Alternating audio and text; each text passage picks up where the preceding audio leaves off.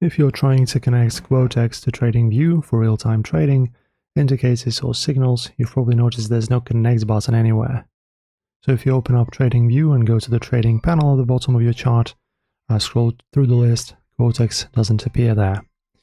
So there's no manual API option, no place to paste Quotex key, and no hidden menu.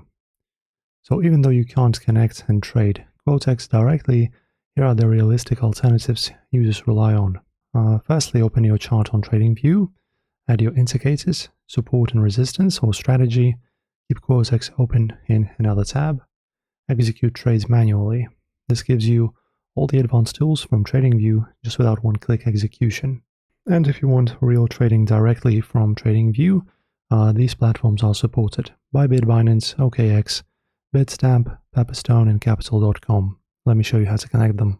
So from the home page, you go to Products and Supercharts, and in here, in the search, under the trading panel, you, for example, type in OKX.